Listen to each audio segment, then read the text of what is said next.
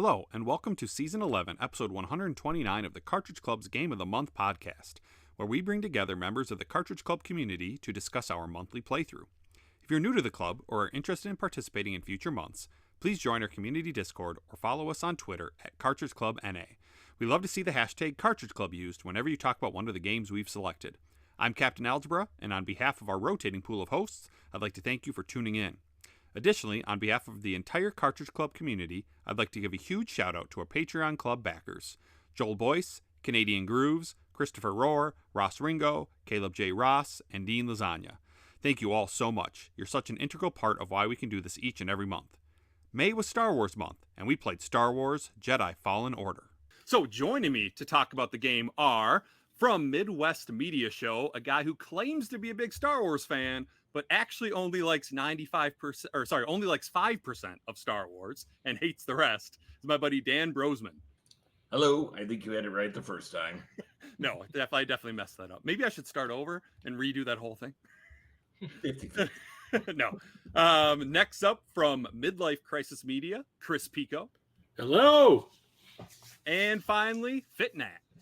Hey, how's it going? All right. Thanks for joining me, guys. Excited to talk about Jedi Fallen Order. So a couple questions before we get into the story. And we'll start with Brosman. Was this your first time playing Fallen Order? And did you finish the game? No, it's not my first time. It's actually third or fourth.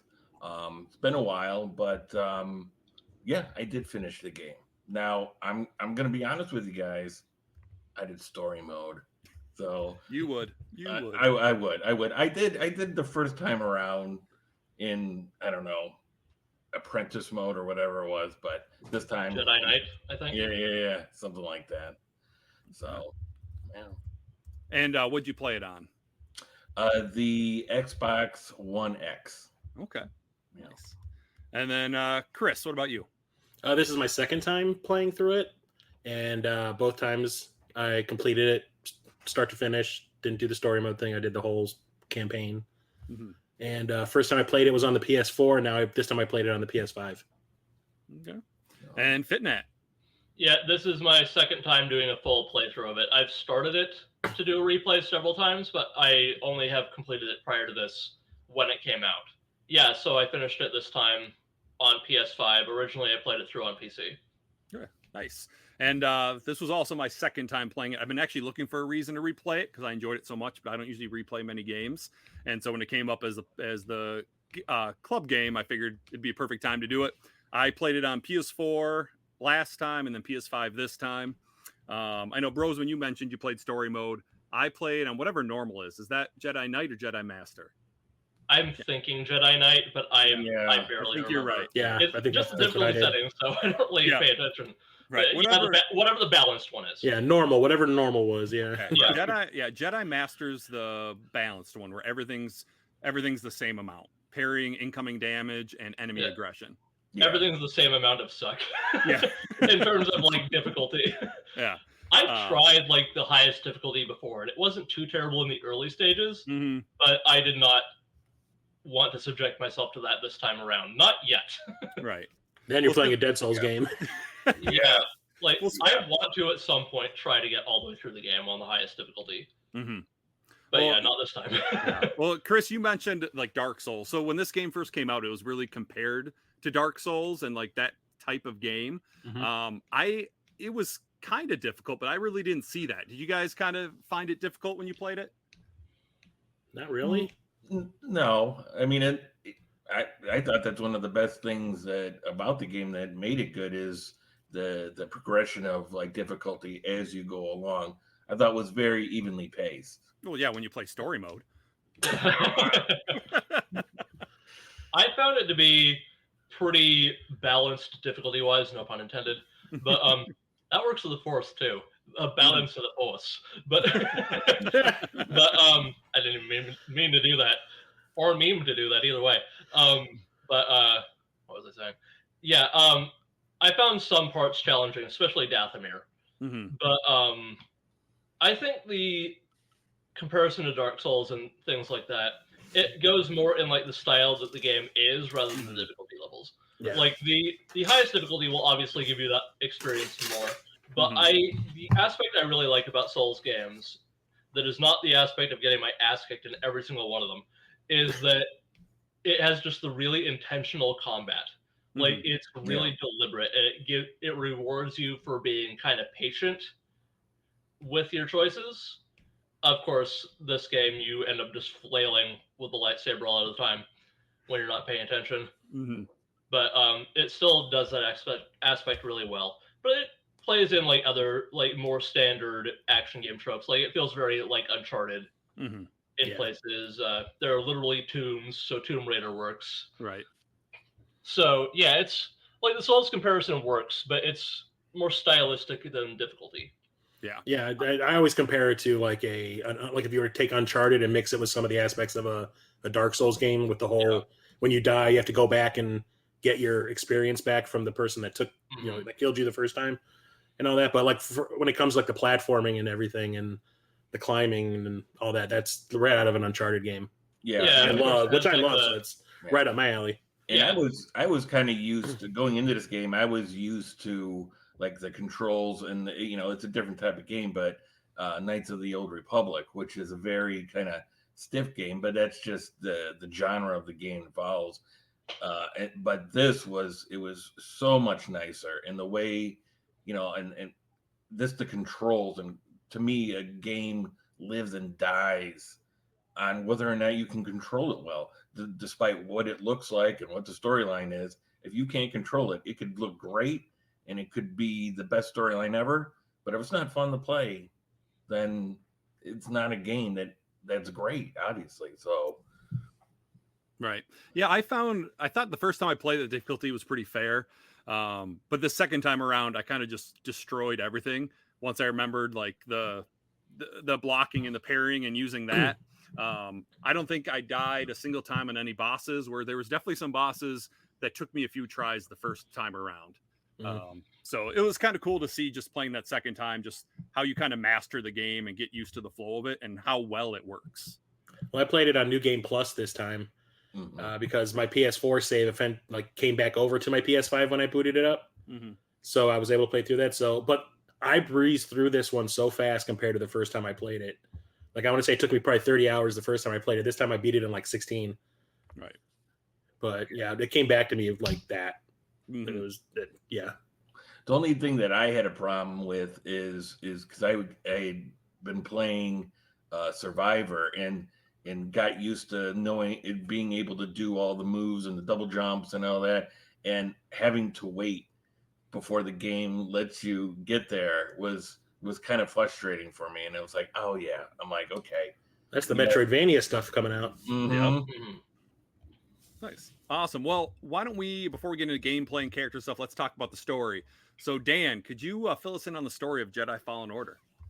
Yeah. So basically you start off with the main character, Cal Kestis. He is used to be a Jedi apprentice, and he's hiding out like every other Jedi at the time is. And this is fairly close to the beginning of the Empire's rule. And along the way, he gets found out and gets picked up by some unlikely characters here. Another Jedi, or not a Jedi at the time per se, and her captain. And basically, what comes down to is they're looking for a holocron that a former Jedi master, who ends up being Sayre's master, that has the location and names of children who are Force sensitive, and basically is going to be the next generation of Jedi.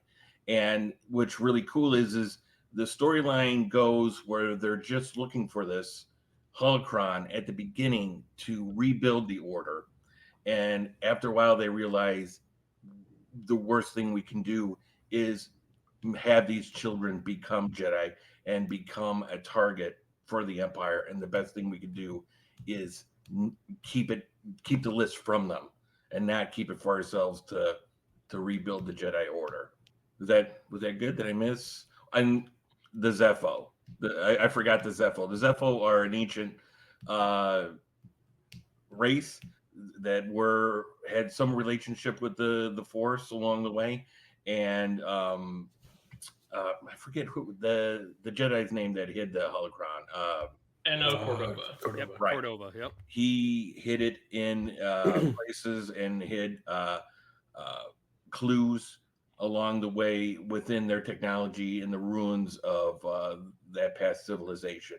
And with the help of his droid BD-1, along the way you unlock clues, and that gets you to where you eventually find the holocron. Awesome. Thanks, Dan. So you kind of touched on some of the characters already. Like you play as Cal. You've got your robot BD-1, which was originally Eno Cordova's. And then you meet Seer Junda. She's that former Jedi, but she no longer is. And then Grease is the pilot. And then through like past visions and stuff, you meet your master Jaro Tapal. And then Prof is the guy who kind of saves you at first in the beginning of the game and kind of claims that did he claim he was the Jedi? Yeah. No, what was it at the beginning? No, he just kind of comes forward and does like the whole resistance speech yeah, to try and kind of shield Cal, but it doesn't work, obviously. Yeah. But he doesn't claim to be the Jedi or anything. He just basically the Empire could go pack sand, and it didn't go well. Yeah. Go kick rocks, Jedi or Empire. Yeah. There's a problem with finishing the game quickly in the month because I completely forgot a lot of the stuff over the last couple weeks. Yeah, Prof did not think that speech through. The Empire considers us completely replaceable. Agreed. Stab. Yeah. Exactly. So those are kind of like the good characters. And I guess there's Saw Gerrera too, and then there's one more who turns into a good character at the end. But so far out of those characters, did you like them? Dislike them? What do you guys think about the characters so far? I pretty much liked all the characters. Like Grease is definitely a highlight. Like Seer is very interesting, but Grease is definitely like the entertaining, like comedic relief early on in the game. And his dialogue is just his whole persona is super fun.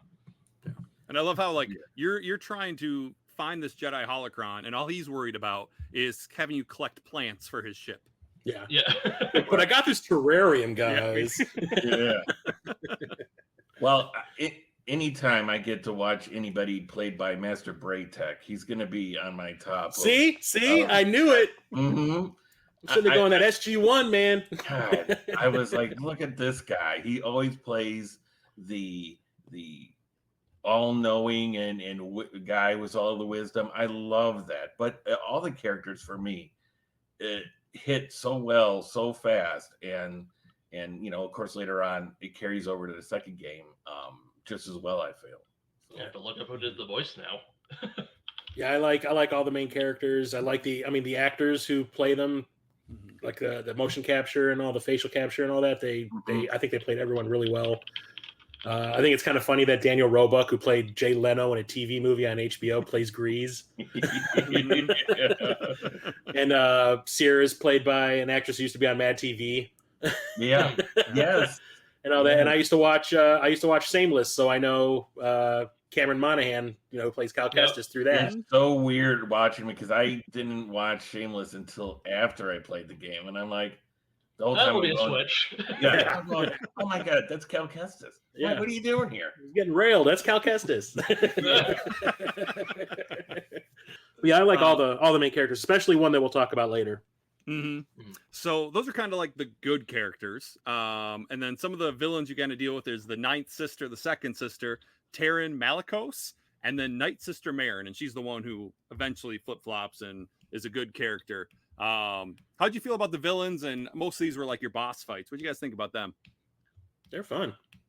Yeah, I like a good villain, as long as they're interesting and it's just not just I'm evil. yeah. But like Second Sister, I think has a great story in like a through line. Find out that she used to be a Jedi initiate as well, and Seer was her master, and kind of felt she was betrayed by her. Did you guys see that coming? Was that too obvious? I knew there would be a connection. I just didn't know where it would be. Yeah. Right. It's been so long that I don't remember exactly how I felt when I first played it, but yeah, it at least in hindsight, it's very obvious, but it's still a good story. Yeah. That wasn't as obvious to me as Marin was. I always felt that was going to kind of be a love interest maybe for Cal later on. And even though it didn't hit that note in this game, yeah, I don't know. I really liked her character. I like the fact that you got to see a different side of the Night Sisters, as far as maybe not as evil as everybody thought they were. Yeah, what Rebels was making them out to be at the time. Yeah. Yeah. Like, I was so happy when I went to Dathomir and they did the storyline from Clone Wars. It was a follow-up to that, and they just tackled all like the extermination and everything. One of my favorite things so on Clone fun. Wars was the whole Sith Witch angle that they threw in there for a little while. I love that stuff. Mm-hmm. That's why I love that section of the game. Yeah. Dathomir, as much of a pain in the ass maze as that planet is, it's probably one of my favorite areas in the game, just because of how detailed and interesting it is to explore.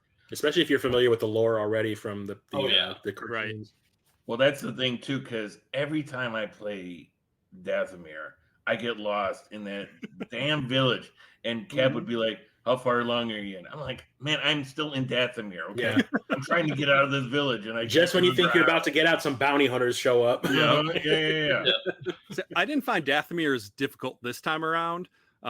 Maybe that's because I wasn't going for the platinum. So like first time I went for the platinum, so I had to find everything, and I definitely didn't find it that first time at Dathomir. So I had to go back. Trying to find your way around Dathomir, this like after it's been kind of like altered and stuff as you've gone through it the first time, is super tough to get through. Because like I don't think the map is that great. I don't like when they do those 3D maps. I don't know how else you would do it, but it's still hard to figure out where things connect sometimes. And Metroid Prime, this is not. Right. Well, then you get not only do you get the level you're on, but you get the multiple levels. That you gotta, and you're like, oh wait, I'm not even on that level. Right. And I remember having the same issue when I played Doom 2016, and I was trying to find like all the collectibles there. It just made it very.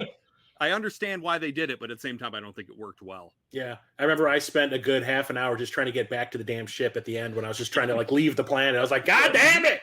I kept on getting turned around and. It's kind of frustrating, but I love that stage though. I feel like Dathomir is the only one like that. I feel like all the other planets do a pretty good job of not being too complicated. So, speaking of Night Sister Marin, though, I think one problem I had with that is like she immediately assumes like you're evil and attacking her, and it's not good. But Cal never does a good job of explaining what he's doing. You know, I feel like if he just would have explained what he's doing, it could have prevented her from. Well, he does give her that speech later on. Right, later on. I'm talking about like at the start when he first met her. Well, the thing is, at the time, the only Jedi she had any conversations with was what's his name? Malicos, and I think she just automatically assumed Jedis are evil. Well, she also, I think, confused when her Night Sisters were slaughtered by General Grievous because he had lightsabers that. You know, that it was Jedis that had done that to them. And I think they kind of stretched it out a little bit longer to kind of make it not look like, you know, she just was like, oh, okay, you know. And I know there was sometimes that ran through my mind too, where it's like, just tell her. Yeah, all you need to do is say, like, I'm not here to hurt you. I'm just here to do this one specific thing. But but I do like that speech that he gives her that turns her around. Right. And I get why they did it for story purposes. It's one of those things where it's like, really, you could have avoided all these issues, and it could have made that planet a lot faster, and you could have gotten on with your job or your task that you were trying to do. But it's not a huge issue. It's just something I thought of as I was playing through it. Sure. My only issue with Marin on this playthrough is just kind of things like it's kind of unclear exactly how much of a fish out of water she's supposed to be. Because she's supposed to, like, I guess, be basically alone, aside from the Night Brothers and Terran Malicos on the planet, but she seems to, like, pretty much keep a distance from them. So, other than them, she doesn't have any experience out in the galaxy, but then she's just, like, all quippy, and she kind of just gets human humor, and, like, she knows how she takes her steak. Which I don't know why that stuck out to me. Is like, how would you know? But like that's just kind of a nitpick for me. Like I really like the character, but like that kind of was a little unclear. Like how much exactly of a fish out of water are you? I know you're supposed to be, but like it was just a little bit messy in that regard. Yeah, I always felt that she was just kind of like going with the flow. Yeah. Yeah, because she really didn't serve the storyline, if you really think about it, all too much.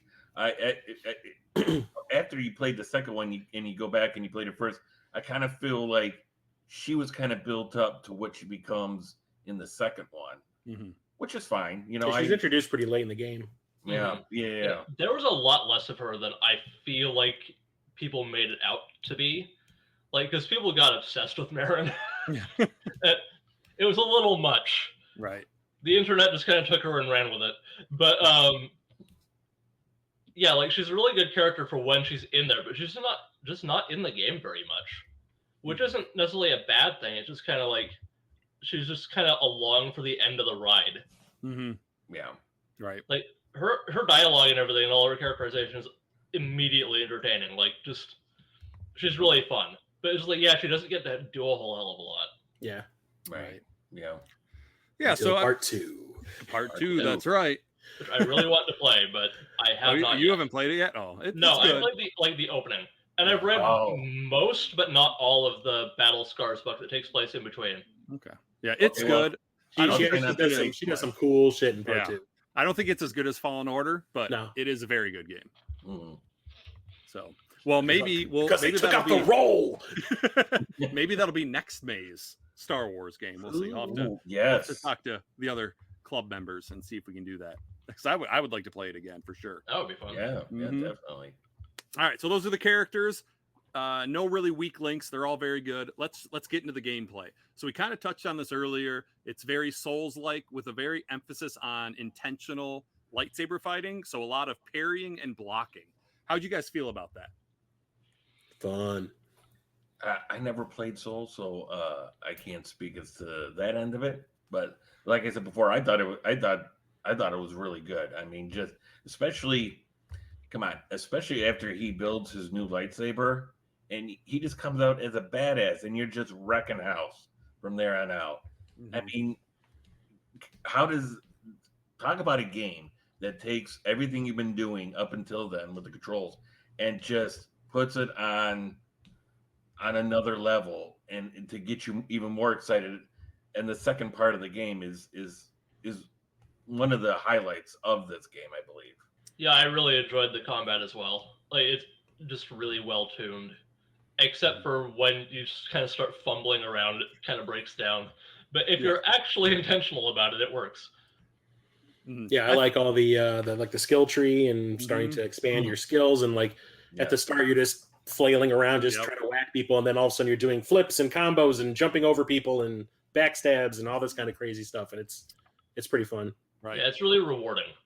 For sure. I remember the first time playing with, I kind of flailed around for the most part. I did some of the moves you could get from the skill tree, but this playthrough, I was much more focused on parrying than I was the first time around. And like you said, it's very rewarding and satisfying because I feel like once you master that, nothing in the game is really a challenge. Like most enemies can't touch you.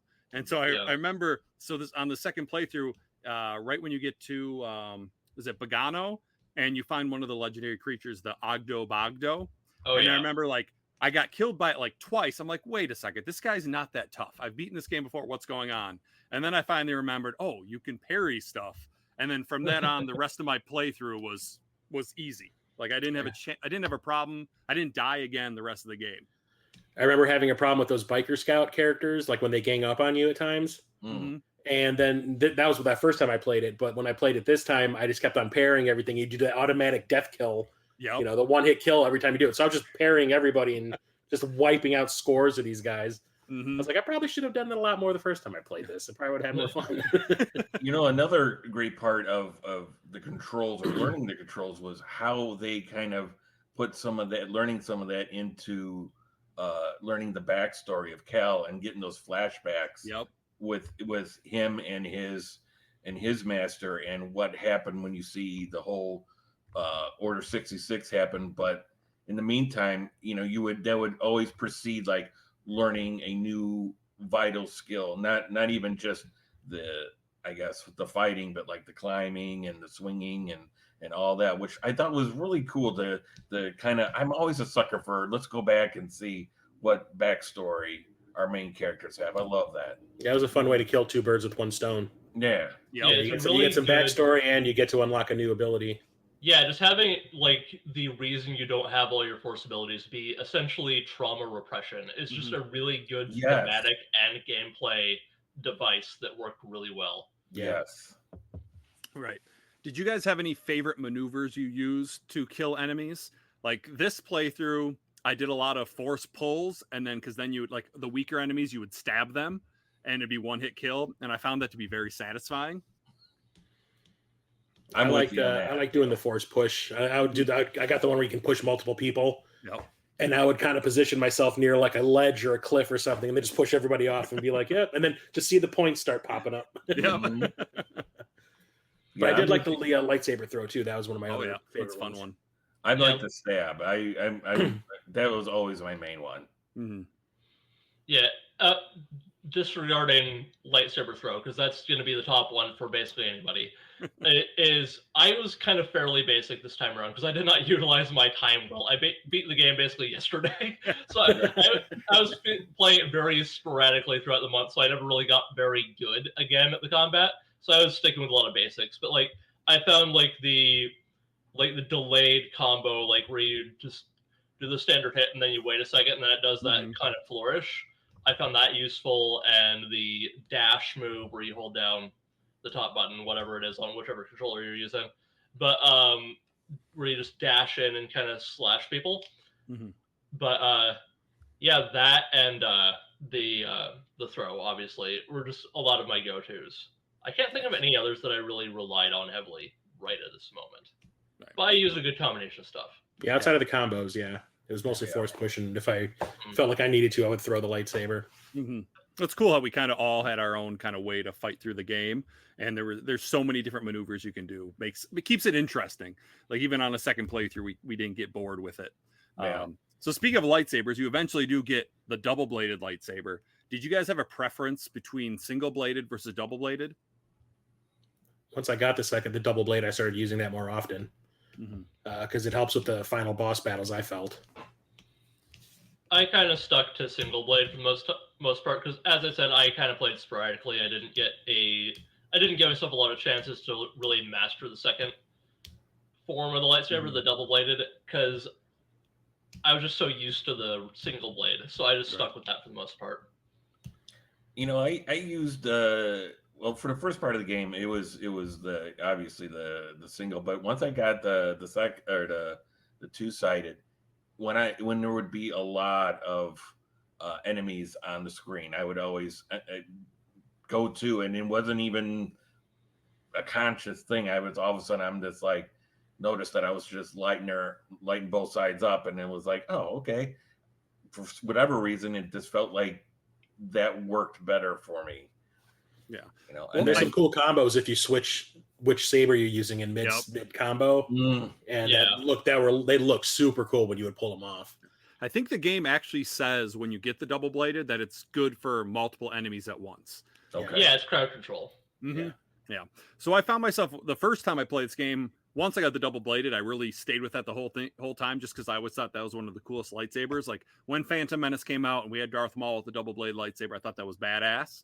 And so the first time through, that's what I used. This time I was much more strategic. When I wasn't force pulling enemies and stabbing them, if there was a crowd, I would use the double bladed, and then it was kind of one-on-one, I would switch to the single bladed, just because it was more powerful, and I felt like my timing with parrying was better. So even with boss fights, I know Chris, you mentioned you used the double bladed for boss fights because you thought it worked well. I still went single bladed against them just because it was more powerful, and I thought I timed my parrying better. Yeah, I can see that. Yeah. You guys kind of mentioned the skill tree and stuff. Did you have a preference for how you upgraded? Because you can obviously pick and choose kind of how you want to upgrade yourself as you go. Some aren't available immediately, but were there certain ones that you wanted to make sure you did quickly versus other ones? I tried to keep mine balanced a little bit this time. You know, in past, I think I've been a little bit more picky, but this time it was, you know, I would try to keep, you know, all three sides of it upgraded kind of equal. And I don't know if it really made a difference for me this time, but that's why I did it. So Yeah, I tend to go for health first, like to make sure I get the most health I can possibly get, especially at the beginning of a game when you're still trying to like learn the way the game plays and you're going to make some mistakes. But eventually I did the entire skill tree. So Yeah, I just kind of went with whatever looked good at the time this time around. But I would always focus on just kind of like the basic, most convenient combo additions or the health, or honestly, this time around, anything that had an achievement tied to it. So I would make sure I was getting that done. Right. Yeah, I just kind of went by vibes this time around. I don't remember what order I did things in. Yeah. I did the lightsaber damage one way too late though. Like the second, like halfway through the second trip through Dathomir, I'm like, oh, I should probably do that. It's like, oh, this is significantly easier. Yes, that definitely helps. I'm kind of like Chris. Like health was important early on. I definitely grabbed that as soon as I could get lightsaber damage. I added to that. Yep. I kind of avoided like force push because I never really used force push. Yeah, it's fun to push them off the ledge, but like I said, I was more focused on stabbing them than pushing them off the ledge. So I did that. Lightsaber throw, I actually did really late this time just because I didn't use it. First time around, I used lightsaber throw all the time. This time I didn't. So it was just kind of like how I felt. I didn't use lightsaber throw at all this time. I don't know why. It was just, I think because that same move, Cap, that you were using, I used in Survivor a ton in that one, and it just felt right going back to it here. So right. And did you play Survivor like 10 times already? Oh my god, I love that game. Yes. Well, I almost made the mistake of like I thought that's what you were asking to play this time, and somebody else that I was talking you're like, I got you covered, bro. Yeah, and they were like, no, don't do that. It's the other one. I'm like, oh shit. Yeah. How great of a podcast would this be if like Brosman's on this and we're all talking about Fallen Order and then Brosman's talking about Survivor? He's like, why aren't they talking about the gun? I mean, really, wouldn't that just be par for the course for me though? Yeah, it would. It makes sense for you. Let's go into planets. So one thing that's really cool about this game is the traveling to different planets and stuff. So you start off on Braca. That's when you're found by the Empire and stuff. And then you head to Pagano, and that's where you get BD1 and you learn about Eno Cordova. But then the game kind of gives you a choice. You can either go to Zepho or Dathomir. But I feel like the only option is Zepho because number one, Dathomir is more difficult. And second, you can't really get too far into Dathomir without the jump ability. Yeah, I tried on my first playthrough back when the first game. I was like, why can't I get past this ledge? Yeah, right. Yeah. Pagano, not Zepho, but yeah. It's kind of a non-choice. It's like, you can try this if you want, but good luck. Yeah. Well, right. They do really kind of push you towards Zepho when you're on Pagano anyway, so. I was really happy with myself this time for remembering. No, Dathomir, that's just going to be a waste of time if you go there early. So yeah, I think both playthroughs I just went to Zepho first. Obviously this time because I knew, but I think the first time I just went to Zepho because I think they tell you about Zepho first. Yeah.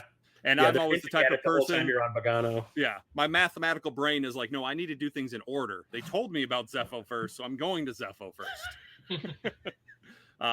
Then after that, you get Kashyyyk, which is super cool. Because I've always liked learning more about the Wookiees and stuff. Yeah. And then you've got Ilum for a little bit, where you get your Kyber crystal later on, so you can change the color of your lightsaber. And then finally Nur, which is a moon of Mustafar, where the Inquisitor Palace is, which is cool.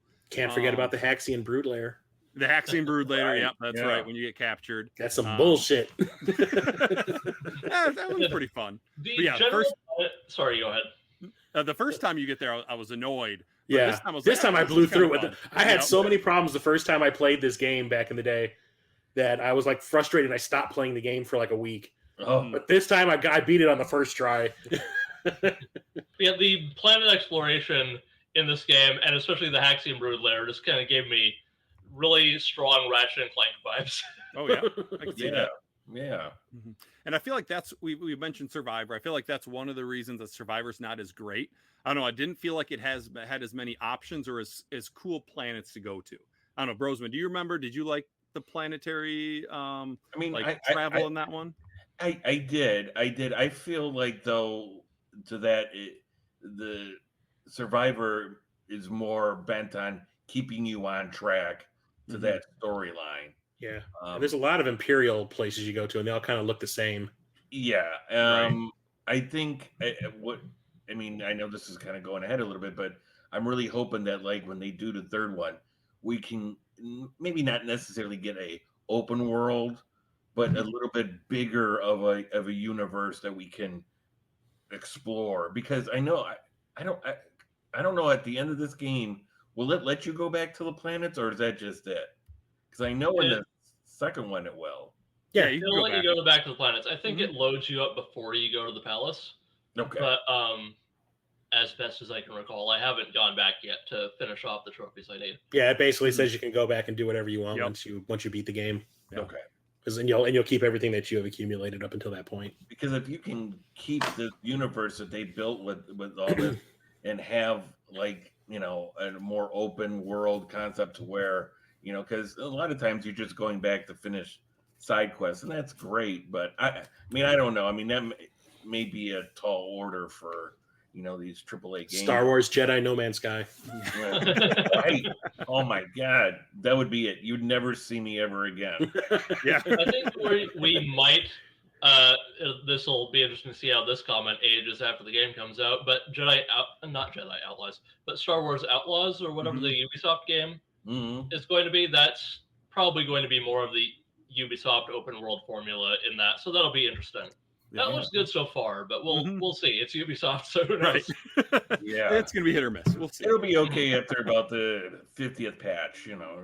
Yeah. Right. So I know some of you kind of mentioned this already. Did you have? Let's start with favorite. Was there a favorite planet that you got to explore in this game? I'd say Kashyyyk. Dathomir. It's really difficult, like aesthetically Dathomir, and like kind of nostalgia-wise Kashyyyk, but I think Zepho is probably one of the more well-rounded planets to explore. Like lots of interesting stuff to do. I think they're all beautiful in their yeah. design. Oh yeah, definitely. Although great. I always feel like I'm really cold when I'm on Ilum. I'm just like, I need to put like a blanket. The amount of times he gets wet. Yes, I'm always like when he gets out of the water, I'm like, oh my God. I'm like, And you would talk about Stargate SG-1. Daniel Jackson gets his leg wet and loses it in one scene in that movie, but he's wet the entire time you're running around and like, no, my limbs and my fingers are all good. Yeah. My kids were watching me when I was playing Ilum, and they're like, because there's that fierce wind, you're swimming. They're like, "Aren't you cold? He doesn't have a jacket on." I'm like, yeah, it's a poncho, right?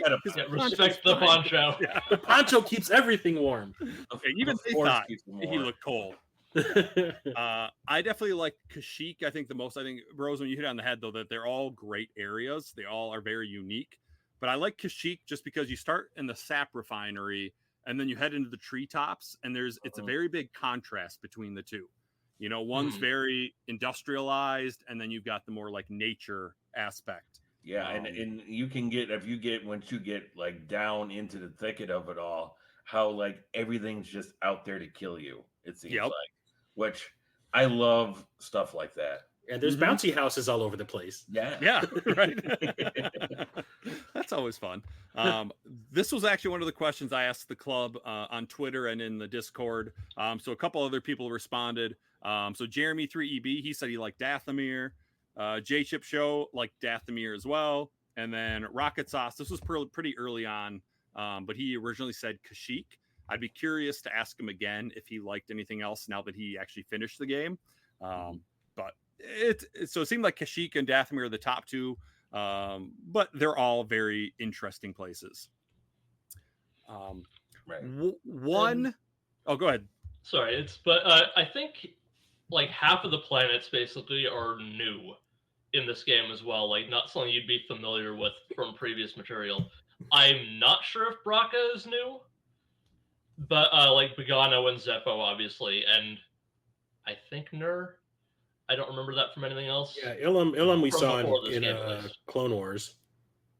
Yeah, Ilum obviously. Yeah. Ilum and Kashyyyk and Dathomir are the familiar. I think they might have mentioned Nur in one of the cartoons, but I want to say Braca, Bogano, Zepho are the new ones. Yeah. I mean, how hard do you think when these guys were writing up the designs of this, they were like, look, we can't go back to Tatooine. Damn it. Every game we go back They to tried Tatooine. in a sequel. They tried. And, you know, They just gave it a different name. the sand gets everywhere and it's Mhm. abrasive. Yeah. Yeah, and same with like It's irritating. and even like Coruscant. I feel like Coruscant is into way too many things in Star Wars, so I'm glad they didn't have us go there, which probably would have been pretty tough to go back to. Just I feel like the Empire's presence would have been too big there for Cal to make it through. But Yeah, we see that again. yep, Yeah. Yep. Yeah. Although luckily that section is short. Right, exactly. So Coruscant should, if you had it in a game like this, sorry, I didn't mean to interrupt. No, you're good. But I think Coruscant would, if you put it in a game like this, it would just be so dense and hard to navigate because it's just like there's so many people in so many places. It's just so densely packed. right. Like if you actually put a game in there and did it like reasonably as it's portrayed everywhere else, it would just be suffocating, which could be interesting in its way. Yeah. But that would be really hard to pull off.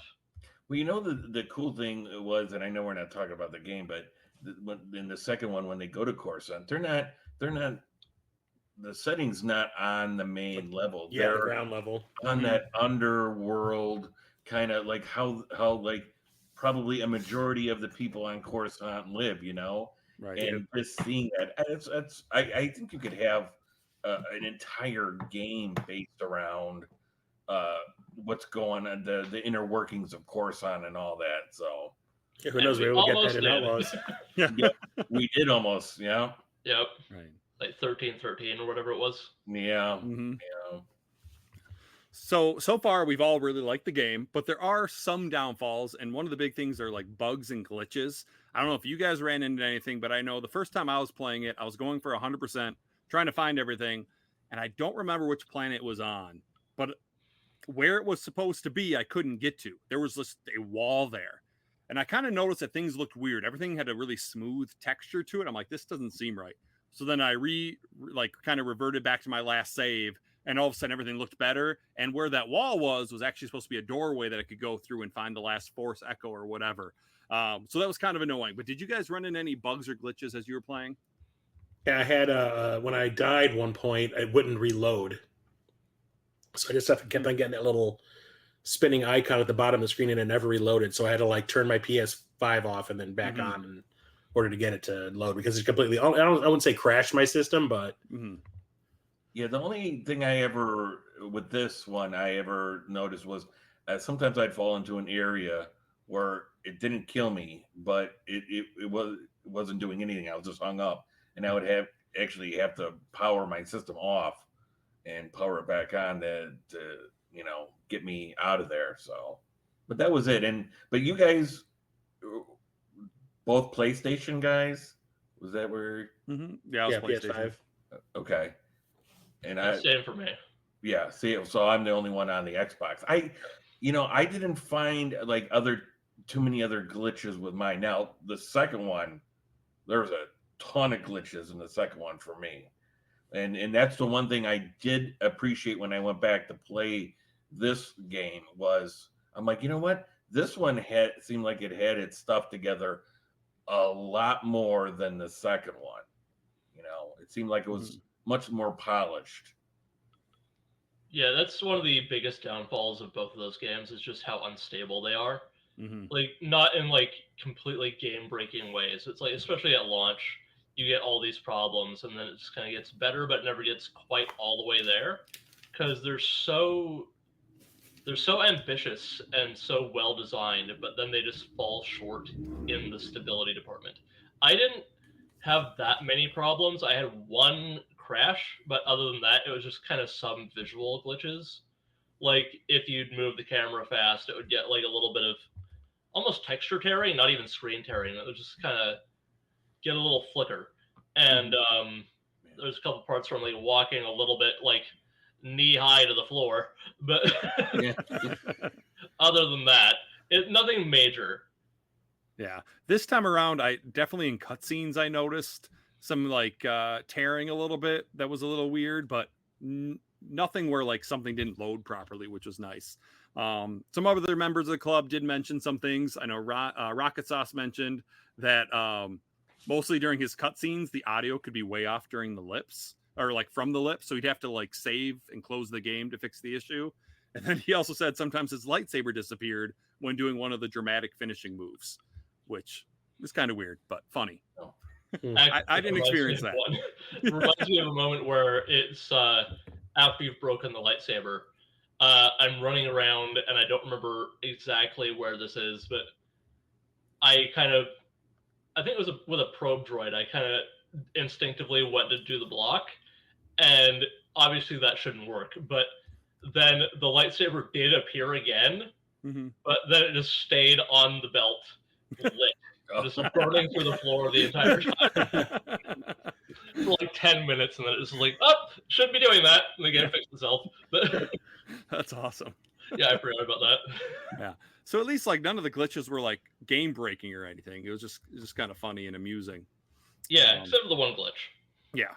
So that pretty much covers gameplay, unless there's anything else you guys wanted to add to it at all. I don't know. Are we going to do the what color lightsaber? We're getting to that. We're getting to that, Roseman. How'd you feel about the ponchos? Okay. How'd you feel about the ponchos? Yeah. I mean, the ponchos are fine. I felt like he looked better without the poncho. Yeah. But I used it just because you could change the color of it and stuff as you found him. But yeah, poncho wasn't great. Yeah, I basically stuck to like the normal outfit in the original playthrough. So this time I'm like, just for the fun of it, I'm gonna just stick with whatever poncho I've latest found, no matter how ridiculous it looks. Nice. And I almost went into the final level wearing hot pink. I almost So good. I actually didn't realize that the first time I played it that you can put Inquisitor armor on. Yep. And I kind of went evil for like a couple planets there during this one. I felt so bad. No wonder Marin didn't like you at the start. That's like a New Game Plus unlock, isn't it? Yeah, I think so. Yeah. Yep. Yeah, because obviously I didn't use that one at all. Yeah, I don't remember seeing it when my first playthrough, but when I booted up New Game Plus, it was there. So I was always assuming that it was kind of like an unlockable. So speaking of that, the ponchos, so that's basically your character customization. So you can change your poncho, you can change what BD1 looks like, you can change what the Mantis looks like, and then obviously eventually, once you go to Ilum and fix your lightsaber with the Kyber crystal, you can change your lightsaber color. Did you guys mess around with that a lot? I noticed for myself, if I was a Star Wars character, I'd probably be a Sith anyways. So anything that was black, I liked. So I think there was a skin for BD1 that was black that I used, and the Mantis had a couple that were black that I would flip back and forth between. But yeah, it was everything like anything dark I liked. Yeah, for the Mantis and BD1, I did the same thing as the ponchos, only allowing myself to change the like underlayer outfit color just to match the poncho so it didn't look completely ridiculous. But for the lightsaber, I did do more customization this time around. Like I changed it to green, like at the start of the game because it allows you to do it like with a couple colors at the start. But yeah, at the start you have just for something different. Yeah, you have for a little while. green, blue, and then if you got the premium edition when you bought it, you got orange. Those yeah, are the three I didn't do the orange, but I just changed the green just for something different from the blue. Yep. And as I went, I did customize the saber a little bit and just change different sleeves and everything. Near the end, it seemed thematically appropriate to have each end be like the different masters' ends. Like I did, like one end was Gerard de Paul's and the other was Sears. Oh, that's cool. That just fit to do. Like each end of the saber just kind of represented the two halves of the journey. But I think initially when you're given the like selection wheel, my color blindness came through and I accidentally picked cyan thinking it was white. But but then I'm like, you know what, screw it, I'll go full Mace Windu, and I did purple for the rest of the game. Yep, purple all the way. Purple all the way, baby. Yeah. And I did kind of a gold sheath on it, like I'd like not Hylian spell, but something like that was the name of it. He had the bougie lightsaber. Not on purpose, but I just the one that has bad motherfucker on it. Yeah. Close enough. As close as you can get, anyway. I love the customization of the lightsaber, and but like the way my mind works, I have to have everything symmetrical. So I had to have both ends look the same. Otherwise, it just my eye starts twitching, and I just the way my mind works. But I like the way that how you had both, for the end of the story and the beginning of the story. That's nice. I like that.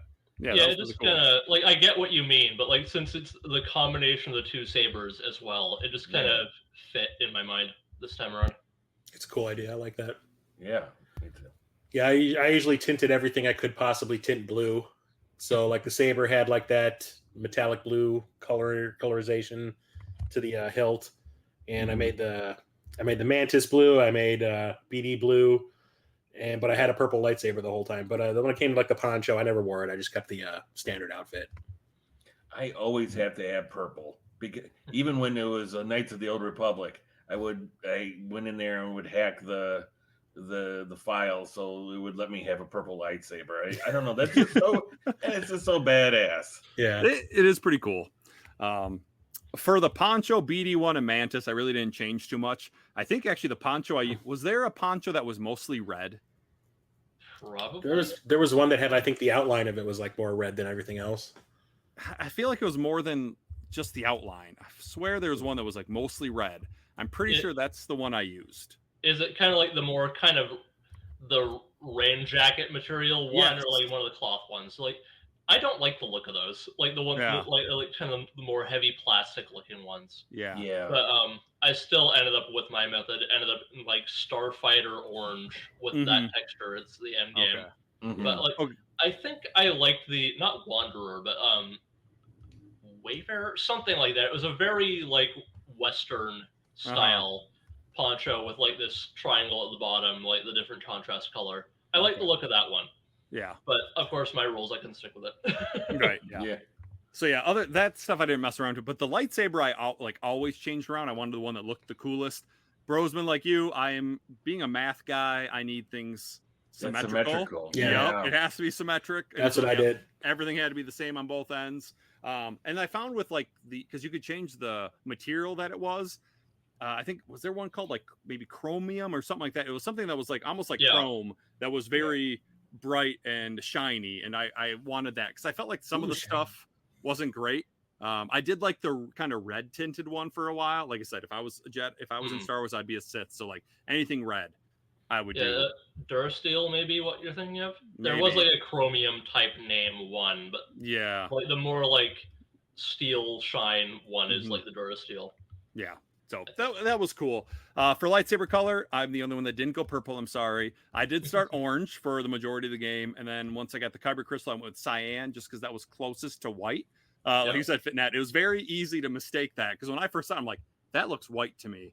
But then I put the poll out on Twitter for the Cartridge Club, and I looked up the options to make sure I had everything right, and white was an option. I'm like, are you sure?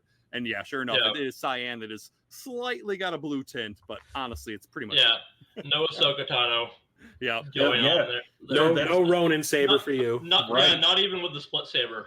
So that's can't do it. I wish they put like the dark saber in there, like they had in the Force Unleashed. That would have been sweet. That could have been interesting. Yeah. My question is, so Anakin's original lightsaber there, the one that Luke ends up getting, that's blue then, right? That's not white. It's blue. Okay. It's blue. Because when I was growing up, I always thought that was white. And then, especially when they did the Ahsoka and they were fighting and you seen hers that are white and then his that was blue, I'm like, okay, I guess it is blue. I think just like when you watch the original movie, the coloring wasn't that great. So it did look like a very faded blue. Of course, that's just us dorks looking way too much into it, just getting way too sweaty over it. Right. It looks a lot more blue in Empire. Yes, it does. Yes, it does. Yeah, I think it was just the special effects capabilities of the time that blue didn't come through all that well in the original movie. Right. I think they fixed that in some of the special editions, though. Yeah. Well, I did ask the club what they chose, and so orange got 0 because I didn't vote for orange, even though I used it most of the game. Because you don't actually get to pick your Kyber crystal towards the end. I picked other just because once I could pick, I went with cyan. So orange got 0, blue got 20%, And then other got 30. That's where you could tell you what, or like say what you did. I know, Chris, you said purple, and then Ryan mentioned mostly green, but he did at least look through all the colors, see what he liked the best. And then green was the number one option at 50%. Wow. So green was Gotta have that Return of the Jedi saber. Yep. I don't know, and I just find like blue and purple kind of boring. Or sorry, not blue and purple, blue and green, just because they're the most obvious choices. What's green? Is that a Guardian or what? Remember the colors stand for something? I don't remember. Blue and green was ruined when they made members of NSYNC Jedi in episode 2 and gave them blue and green ones. Yeah. No, if there was red, I would have went red. Like I said, I would love to be Sith. Brosman, do you remember? Can you do red in Survivor? Yes. Okay, so you can do red in that one, and you can do white. Like you can actually get a white one. You get a whole bunch of different colors in that one. And I think that's what kind of threw me off when I was thinking about the poll. Like I was thinking Survivor, all the colors you could do when Fallen Order doesn't have that many options. Yeah, you can definitely pimp your lightsaber out in the second one. Yeah. Right. So we talked about lightsaber colors and customization and stuff.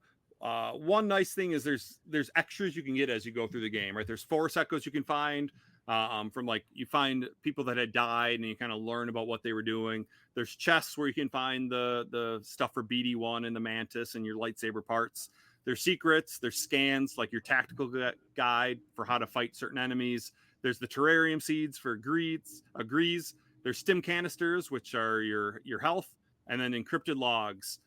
Did you guys like all that extra stuff that you could find? And then when you did find it, did you like read it? Because I always made sure like I read everything. I was very interested in the lore of the game. I would have given more stuff a read this time around had I given myself the time, but I didn't. But yeah, I think originally I read a lot of it. Mm-hmm. I read nothing. Is that because you don't know how to read, Dan? Yeah, it's like, what are these words? I just... What is this, Arabish? Yeah. I don't know. I mean... When they call dyslexia in Star Wars land. When you posed that question, when you gave us the notes, I was like, was I supposed to read that stuff? Yes, you were. Yeah, I unless it really pertained to what I was doing at the time, it was interesting, but it was out of my mind fairly quickly. So, yeah, I read all that stuff when I found it, but I didn't actually go out of my way to find any of it. Like if I stumbled upon it, that was one thing, or if I happened to see it out of the corner of my eye, I'm like, oh, there's something up there, I should go and find. I would do it, but I didn't go out of my way to do any of that stuff. But when I did find it, I would read. I have a question here because I don't know if this one does it at all, but I know the second one, if you find a certain chest, it will then let you, when you go to your map, it'll show all of the places, all the chests everywhere. And it makes it much more easy to find everything. Can you do that in this one? Not that I remember. I don't think so. I don't If think I so. could, I'd be doing that immediately. Yeah, no. Right. Because of that, in the second one, I ended up like after the game was over, I went and found everything. Yes, yes. Yeah, no, you couldn't do that. Did you guys platinum it? I know Dan, you played on Xbox, so it's not a platinum in that. What do they call? 100%. Anything for Xbox? Just 100%? As far as I know, I never got 100%. I think I was like 89%. Okay. Yeah, like the 1,000 gamer score would be like the equivalent. But I'm 6 trophies away from the platinum. I'm definitely going to do it after this. But I'm going to slow down a little bit on that. Yeah. The only game I've ever platinumed on the PS system is Cat Quest, so you know me. I just did that. I just platinumed Cat Quest. I'm not even kidding. Like last week. That's awesome. Brosman, have you played Cat Quest? I have not. Maybe we need to make that a future club episode, game, right? I gotta bring it up because Cat Quest 3 is coming out. Yeah, it's coming, soon. man. I got that shit pre-ordered. I think if you want to fill an entire episode with that, you're gonna have to do like 1 and 2. Yeah. I can't. Well, they had that combo pack of the first 2. They do. Yeah. I can't put another thing on my backlog. I got like a whole wall of backlog. They're not long. So. They're not very long. Yeah. And they're fun. Yeah, no, like I was meandering, and there's a meow joke in there, but I'm not. I thought you were going to say meandering. You have to make the joke, Fitgnat. We're talking Cat Quest. Fair enough, but I think it took me like 11 hours just because I wasn't very efficient with it, but it's still pretty short. Mm-hmm. Okay. Those are good games. So I'll have to bring it up to the club. We got to get Cat Quest on one of these. Unintentional tangent aside. Yeah, right. Yeah. Fallen thought you Order, were when I getting- do it, will be my 13th platinum. Nice. Yeah, you thought we were getting Fallen Order content, but we actually talked about Cat Quest. I did platinum the game the first time I played it. So this time I didn't bother finding everything just because I'd already done it. But like I said, I did notice with Dathomir, I found pretty much everything the first time around this time, which made it a lot easier than having to go back, because Dathomir is a nightmare when you try to go back that second time. That was not fun. All right, so that pretty much covers most stuff we wanted to talk about. Is there anything you guys wanted to bring up before we move on to the last few questions I have for you? I can't think of anything for me. Any like standout lines of dialogue or anything, or just character moments that you appreciated in the game? Because for me, it was the one that comes to mind. Like, there's a lot of good moments in the game, but like just the one that I thought was just really subtle and well done very early on was when Seer is first introducing you to the ship, and she mentions that Grease is the captain, but then she is giving him orders and everything, and he just does like this resigned aye, and it's like, yeah, not gonna say anything, but Yeah. like not even like hateful or sarcastic. It was just like this kind of resigned thing, like this kind of like wounded pride moment. Mm-hmm. Well, I will say the way the game was written, especially in the cutscenes. Why couldn't you write that in prequel movies like that? It's just like, this is so much better written. I'm like, I love you, George. Don't hate me, but come on, buddy. Actually, speaking of which, I think There was back no to this is glitches for pod a second. racing. I think going back to the glitches, I think George hacked my game at one point because I was stuck looking at how like half the screen was a rock while I was trying to browse the map. I'm a person and my name's Anakin. Yippee! Yahoo! I will say that I didn't realize even the second time I was playing through it how much I was into the characters, how much I liked them until the end when Seer starts to kind of turn to the dark side a little bit. Yeah. And I'm sitting there going, no, like, don't do it, Yeah. But that last half hour of the game is like insane. Mm-hmm. It is just so cool. Especially when they get into the whatever they call it, the Citadel for the Alice Inquisitorius or whatever. yeah, it's called. Inquisitorius, yeah. And just it's so cool because you didn't see any of that until these games and Rebels, and I just love how they've added that to the whole lore here, and guys that are at the same time a dark element, but they were also fallen Jedi. It's just I love that. Right. And then when who shows up at the end, it's like a big oh shit kind of moment. Yeah. You thought the other ones were tough, and then he shows up and just wrecks house. Yeah, it's like a just don't even try moment. It's like, Yeah. I think that's actually one of my favorite portrayals of Vader in a game, because it's like, yep, he's actually a significant threat. Right. Yeah, It's like, don't even attempt it. Just run. Yeah. just get out of there. That might be my favorite part of the game, just because I'm a huge Vader fan. I mean, he's my favorite character in Star Wars.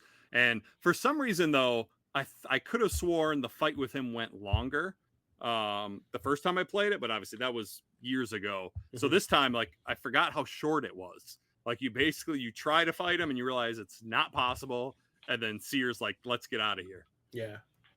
Because you're going to get your ass kicked. I was surprised that Seer survived, because she went right in and he was like, meh, into the lava with you. And I was like, oh, damn. I'm like, she really didn't last that long. I forgot that I had this, and I was going to like put this on at some point. Just this random Vader helmet I found. That's awesome. That's awesome. Yeah. That's the one that completely changes your forgot. voice, right? Yeah, it does. That's awesome. Yeah. Yeah, you probably should have done the whole podcast with that, Fitgnat. Right. Search your feelings. You know it to be true. I find my lack of dedication disturbing. It's true. And you call yourself a Star Wars fan. Come on. I mean, I'm the only one with the comic tie-in to this game sitting right next to me. That is true. That is true. That is true. All right, guys. Well, so let's get kind of like your overall thoughts before I ask you these final three questions. So, kind of what are your overall thoughts with Fallen Order? Brosman, we'll start with you. Well, I think this is as good as close to a 10 for me as you can get. I mean, am I a little biased because it's Star Wars? Yes, but I mean, like I've said before, if the game wasn't good, if the storyline wasn't there, if the controls weren't great, it wouldn't matter if it was Star Wars or any other game. I wouldn't stick around for it. And I just, if I had a quarter for every time I go back and replay these games, it's crazy because I don't replay games, especially like these type of games that take so long sometimes, where you have to invest yourself in them. So I love the game. I'd give it like an 8 out of 10 for me. So, Chris, what about you? I'll say that when the game was first announced and everything, I had no interest in it at all because I kind of was burnt out on Star Wars. So it was not on my radar. And then the day that it was released, I was at work on my lunch break and I went to Twitch and I saw that Media Glitch was streaming it, and Joel was going to stream it from beginning to end, like in one day. Oh, wow. And I was like, well, I'll watch him stream this, because I don't know much about it. And I was watching it. And through that like half hour, 45 minutes I watched him, I was like, I need this game immediately. Mm-hmm. And went out and pre-ordered it, or got a copy and brought it home. And it ended up being my favorite Star Wars game I've ever played. And it still is. I mean, playing through it again, I even though it didn't take me very long to beat it this time compared to the first time, I kind of didn't want it to end. Mm-hmm. So that kind of says something. Yeah. Fitgnat, how about you? Yeah, I would agree. This is basically my favorite Star Wars game so far. Just because everything comes together so well. The performances are so well done. Everything's designed so well. The gameplay is solid. But it only brings it down. Like I'd go with like probably an 8 or maybe at worst a 7.5 if it's being really glitchy. But that's only because there's like Marin's not as fleshed out as you want her to be by just her only being at the very end of the game.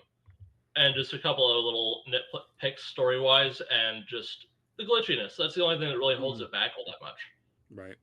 Yeah, I agree with most of you guys. It's become my favorite Star Wars game of all time. And I've played most of the Star Wars games. I mean, there's some I haven't played, but it quickly rose to the top with the controls, the story, the characters, the different planets you go to. It really added to the Star Wars lore for me.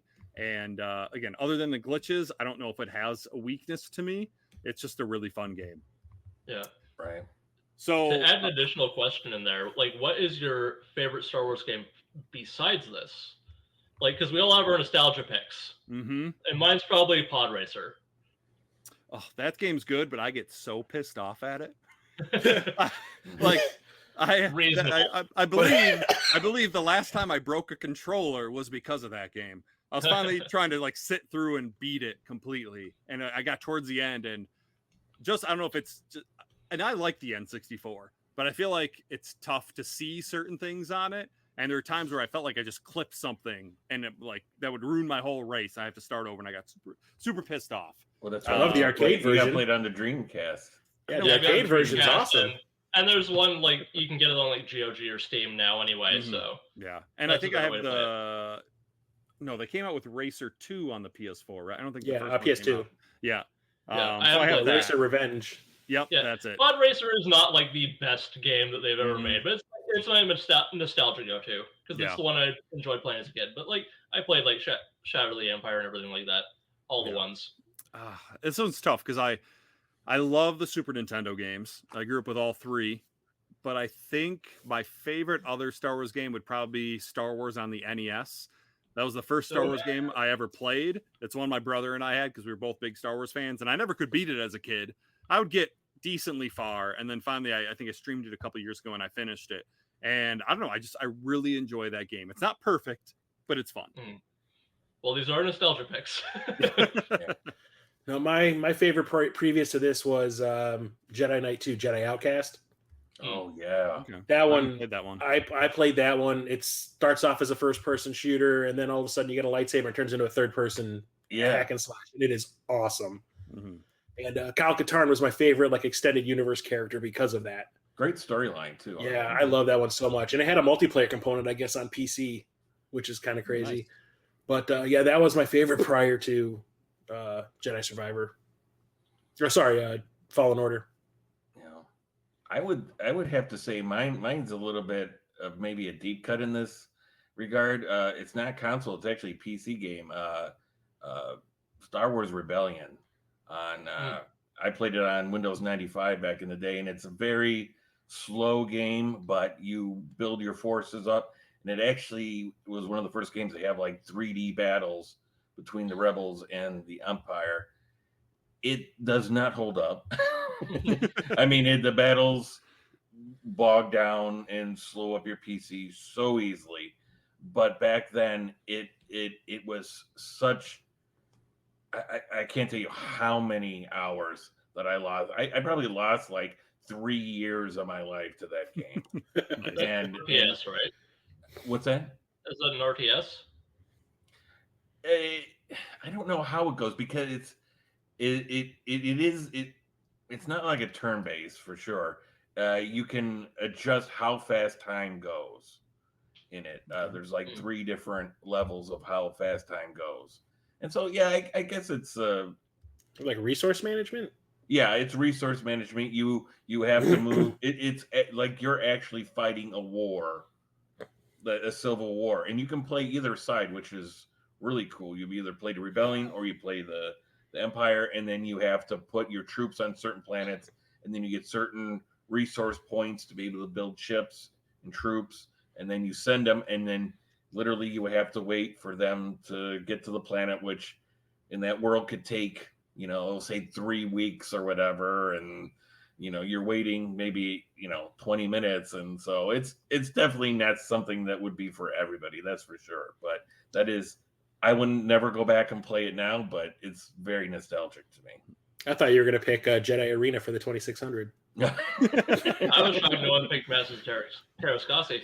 Yeah. That's one I still need. I keep forgetting to look for it when I go game hunting. Oh, man. Okay. I have stories of that you. game for you. I have so many stories of that one. I know it's bad, but Need I is have a to have strong it. word for that, but I know what you mean. Yeah, I'll sell it to you. I got it complete. Do it. I will take it. Some nice woman made me a new what do you call it? Instruction manual. Oh yeah, nice. On Etsy. So we've talked about our favorite Star Wars game. Are there any other Star Wars games you would recommend for someone to play? What's it called? Star Wars Trilogy, Apprentice of the Force on Game Boy Advance. Oh yeah, you convinced me to pick that up one of those times. That game is fantastic. I cannot believe the animations on that game for a Game Boy Advance game. The animations that are fantastic. I would love to say Shadow of the Empire, but the controls and the camera movement on that game probably aren't the best. It's been a while since I played that game, but I love that game to death. Yeah. So. You want to talk about a Star Wars game that I would replay constantly back in the day, and it was that one. Yeah. Mm-hmm. Like that was the game I bought my N64 to play. Nice. I've never actually finished that one. Oh God, I've beaten that so many times. Yeah. Maybe that game is a lot. Yeah. There's a version on you can get it on GOG and all that now, so that might be easier, and that includes more actual cinematics and stuff like that. So that's interesting. Oh, okay. So it's like a new way to experience it. Mm-hmm. So if I went through it again, I'd do it that way. Okay. Plus, I just don't want the controller deteriorating in my hand as I try to play it on the N64 again. I got one controller that works right. I'm not touching it unless I have to. Yeah. Fitgnat, you have any other games you'd recommend in the Star Wars series? There are so many. The Battlefront ones are so obvious. So I'm going to give a dark horse pick, and I might change my mind if I replayed the Force Unleashed games. But I'm just going to say this isn't a straight recommendation. But I'm just going to say that Force Unleashed 2 isn't as bad as people say it is. Oh yeah, I liked it. No, I like it. Yeah, it's not all that interesting, but it's still fun. Yeah. To be fair, I liked it better than the first one, but that's only because I've only played Force Unleashed on the Wii, which is not a great version. What the hell is wrong with you, man? That's the only one I had. That's all. Oh man. God damn. If you want a really strange version of Force Unleashed, there's a DS port of that. Oh, really? Yep. I have that. That. I have that. I'll be grabbing that next time we go game hunting. Yep. Nice. And I would recommend the Super Nintendo Super Star Wars games. They're tough, but the graphics are great. They play well. They're fun, and they just get better as it goes. I think Return of the Jedi is the best out of the trilogy, even though Super Star Wars is my favorite. You can play as an Ewok. I do, just because of nostalgia, I played the original one the most as a kid, but Return of the Jedi is definitely the best of the series, and they're great. And then I'll throw in, I actually just streamed this with Star Wars Dark Forces, which is basically a Doom clone, which was a lot of fun. The maps or the levels aren't great. You get lost really easily. It's not always clear on where you're supposed to go. I seen it. Yeah, and of course they just remastered it. They did. Remade it. Yep. Oh, wow. So I'm gonna have to grab that and I'll play through it again because I did enjoy it. So those are good for Star Wars recommendations. So back to Fallen Order real quick. 2 questions. First, would you play this again? Now all of us have. This is our second time through it at least. Would you play it a third or fourth time, etc.? Brosman, what about you? Absolutely. That's Oh, only, yeah? Oh yeah. yeah. It's And only a that's matter. what is going on? It's only a matter of time before I do. I know one day I'll sit down and be like, you know what? Let's throw that back in. Let's go take that ride again. Yeah, Chris. Yeah, as much as I don't go back and play games, at least nowadays, more than once very often, I honestly didn't have a problem doing it this time. Mm-hmm. So, yeah, I'd probably play it again. Yeah, I'd replay it again as well. Like, it'll be a while, but it's just definitely one of those games that the mood will strike and I'll just pop it in. Yeah, Right. yeah. I think you hit it right on the head right there. The mood will strike. Mhm. Yeah. Absolutely. And like I said, I've been itching to play this game again before the Cartridge Club picked it, and because I don't replay many games either. My goal is always to beat 100 games a year, and so I don't count games I'd already beaten. So it's hard to go through this. But I realized that this Sports game's games, right? yeah, I realized this game was pretty short when you know what you're doing. I think Mhm. Chris and I were talking like we both beat it in like 15, 16 hours this time. Like when you've got the blocking, the parrying down, you can fly through this game. So I'm sure I'll play it again, especially if we make Survivor a club game coming up maybe next year or something. I'll probably want to replay Fallen Order beforehand. So I would definitely play it again. And then rate this game on a scale of 1 to 5. Now, unlike Curtis, I do allow halves, so feel free to use any decimals that you want or fractions. But yeah, out of 1 to 5, what would you rate this game? We'll start with Fitgnat this time. I would probably go with like anywhere from a 3.5 to a 4, depending on how well it's running at the time. But yeah, because that's the kicker with it, unfortunately. Mm-hmm. Chris? I'd probably go 4.5. And Brosman. I go 4. I'm going to go 5 just because it's my favorite Star Wars game. I love it. And really, like I said, the weakness is only the glitches, and I never really had a huge issue with that like some people. So I'm going to go 5 with it. So that's going to do it for this month, or for this episode of the Cartridge Club. So coming up in June, currently, we're playing Warcraft Rumble, which is super cool because Sean, P1, one of the founders of the Cartridge Club, is going to come back for 1 month. I don't remember if he's going to host or if he's just going to be a guest. But that's super cool since he ran it for like the first, 4 or 5 years of the club. So it'll be cool to get hit back on. And then July will be Conker's Bad Fur Day. And then August will be the Patreon club vote before we start our next season in September. So again, if you'd like to get involved with the club, I'd encourage you to follow us on Twitter at Cartridge Club NA. You can also visit our Discord for all kinds of discussion about past, present, and future games of the month. To those of you interested in supporting the club beyond a review on the podcast app of your choice, I'd like to mention that the club is entirely funded by pledges made from members of our community. We are extremely grateful to those supporters, and if you're interested in becoming one of them, please look into how you can do that at patreon.com/Cartridge Club. So once again, I want to thank all of you guys for being part of this. This was a really fun episode. I love talking Star Wars, and I think it helped having all Star Wars fans on it. So we kind of Are we all though? That's true. 3 out of 75% of us are Star Wars fans. One of us claims to be a Star Wars fan, but only likes 5% of Star Wars stuff. Actually, maybe he likes 3%. I'm not quite sure. It ebbs and flows. Oh, can you guys hear me now? I had all you guys on mute. What were you saying? So feel free to plug yourself. Where can we find you on the interwebs? Brosman, we'll start with you. You can find me on my YouTube channel, The Midwest Media Show, and I also do a podcast, The Worst Podcast Ever, and it is on Google. Well, no, it's YouTube Music and wherever else you get your podcasting needs. And Chris. You can find me on YouTube at Midlife Crisis Media. I also have a separate YouTube channel that's all about my film commentary track podcast, and that's The Movie Is Starting. And I also stream my Dungeons and Dragons campaigns on Twitch, and that's twitch.tv/statblock20. And Fitgnat. I do absolutely nothing, so you can find me on the Discord and basically nowhere else. That's a great spot to find you, though. Yeah, and where I will rant about Star Wars or comics or something else that the vast majority of people on there will just ignore, reasonably so. And I'm Captain Algebra. You can find me on YouTube, Twitter, Facebook, everywhere as Captain Algebra. I stream twice a week generally. I'm going for a complete Genesis collection. I'm slowly getting there. And yeah, I'm also in the Cartridge Club Discord. Usually talk about the game of the month. So I appreciate you guys all being on here. It was a lot of fun. And to everyone listening, we look forward to hearing from all of you soon. Thank you for joining us. CC Unite.